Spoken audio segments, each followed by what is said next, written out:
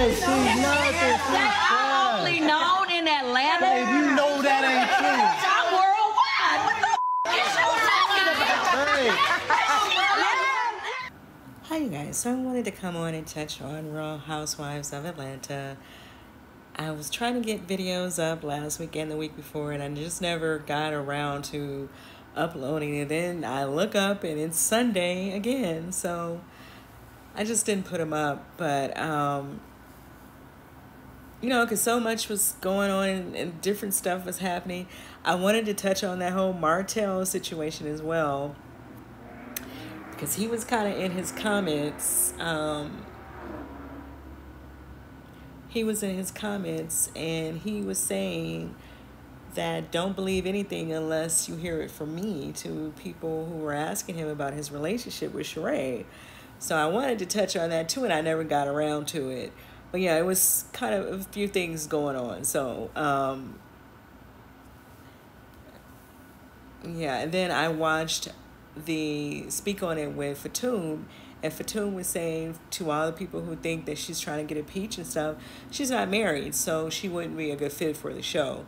So she's not trying to get on the show. She was invited to come to the show as a friend by Sheree, and I think she said she was on there before. I can't remember now, but I think she said she made an appearance before, or she was at an event. I'm not sure if maybe they didn't show her, but she was talking about that with Candy as well. But she's saying that, she just didn't like the way Drew was trying to handle her. So that's kind of why they have their thing going back and forth.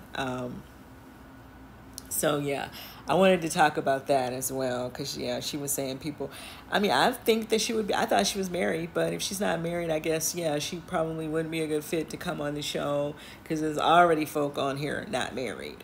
So they're probably wanting to get another couple involved.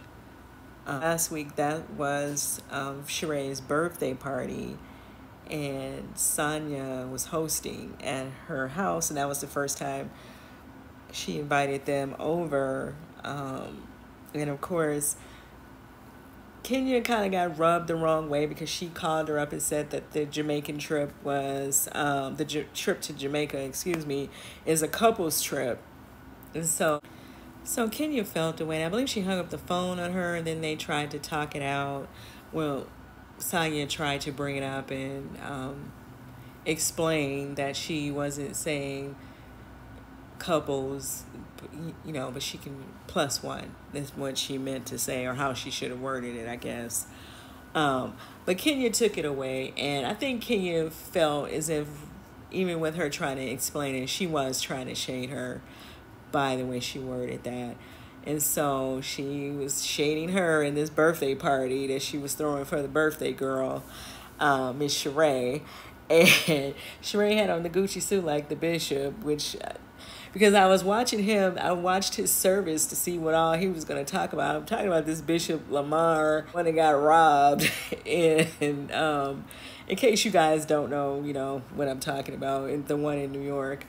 And so they had on the same outfit, even though I know Sheree filmed the show earlier than Sunday. But it was just interesting that they both had that outfit on. And they were kind of shading her, saying, well, if this is what the party is looking like, they were concerned about with Jamaica, as far as her planning the trip, right? So she was going to pick the hotels and all of that. So, yeah. Anyway, and Sonya, she continues to shade people in the confessionals, and then she's the voice of reason when she's in front of them. And she probably should shade them more, because they definitely don't have a problem shading her, right, to her face. And I feel like she should give them a little bit more back than of what they're giving her, even when she is wrong, because she was wrong to word that way to Kenya. But she could have just kept, she didn't have to try to come in and really clean it up like that, and then say something in the confessional, right? Anyway, so let's just come on into this week where they're in Jamaica, pretty much, per se. And I don't know, maybe Ralph was talking about this with Drew before they went to Jamaica. but he was talking about a book that he's working on, and it's about blended families. And you guys know I'm not familiar with Drew and her husband, so I don't really know their story. I don't know who got kids or who got kids with who and what, I don't know all of that. But so I'm assuming, and if you know, you can let me know in the comments. I'm assuming Drew has a child. She had a child before she married Ralph. And so he was talking about adopting the child. And it sounds like Drew was wanting this. And I get it. Like, some women want everybody, all the kids to have the same name to feel, so they all feel like they're a part of the family unit.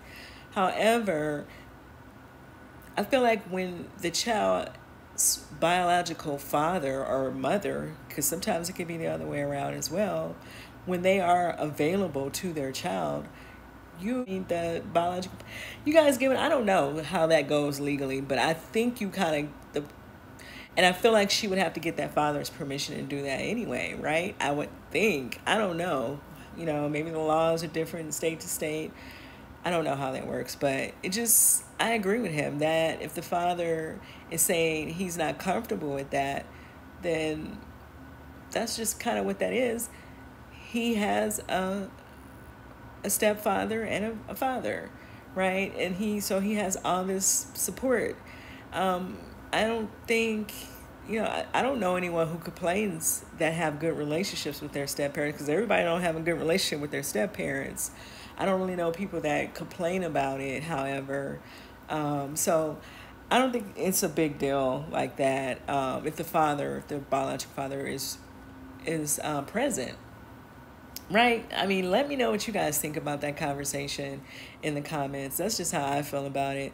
But there's no rule book on parenting, so people do things that they feel is best for them, right? So I don't know. Let me know what you think about their discussion. I felt like Marla was coming way out of left field. I don't know what she was talking about. It had absolutely nothing to do with what he was saying, and then what Candy was saying. Her bringing up Mama Joyce and Todd. It's like, it was so rude, so disrespectful. And here's my thing. I feel like Todd, when people are that rude, man or woman, you have a right to say it how you feel it. That's how I feel about it. Like, that was like kind of a low. It was just low. And then you're saying this in front of people who really were strangers to Todd and Candy. Candy's friend, not Candy, Kenya's friend sitting there, and he didn't even know these people. It was just rude. She was rude, but that's what she's known for. And I feel like he has a right to say whatever he want to say. People get it. I think they get it. I think what Nene was saying to Peter was different, because Peter had a stronger presence than Cynthia. And I think that's, it's a different conversation. I don't think Todd is trying to take over the show. And I don't really think Peter was doing that either. I think that's just a difference in the personalities between Peter and Cynthia, and Nene and Greg as well. Greg was extremely chill, right? And she was the opposite. And so, I don't think that I didn't look at it that way, but anyway, everybody have their own opinion. But let me know what you guys think. Do you think that Todd would have a right to speak up for himself when somebody is going low like that? Especially since there really was tension between Mama Joyce and Todd. Like, you trying to open up a can of worms with that, per se, is not okay. It's not okay. And then and then people kill me because they always try to make it sound like she was driving down the street, like she was driving down Cascade and picked up Todd, right? When she did not meet him like that. So I don't really get why people are always trying to do this thing where, I understand she may have more money than him, but that doesn't mean that he didn't have a life before he met her. So I don't know. Let me know what you guys think about all of this in the comments, and about the episode. And next week, I wonder if Kenya is going to see this guy again, because he got up and left. And the way that ended, it was like, okay, well, maybe we're going to see him again on another episode. But let me know what you guys thought about the episode and speak on it if you caught it, because Candy was talking about Marlo, of course, and she was saying she didn't like some of the interviews that she's out here doing, and her calling her a country bumpkin. This is just what I was thinking while I was watching the episode. I wonder if she got that from Phaedra, because you remember, if you guys think back on, if you can remember, because that was a long time ago now, and people didn't think Candy and Todd would last this long. Y'all was like, y'all give it 2 years, but, you know, and it's been 10 years. But remember, Phaedra was the one who hooked Todd and Candy up, right? She was the one who was the in-between, like, of letting Candy know that Todd was interested, or vice versa, whichever, however it went. But, so I'm wondering if Phaedra told Marlo that. But let me know what you guys think in the comments about this episode, and I'll see you guys in the next video.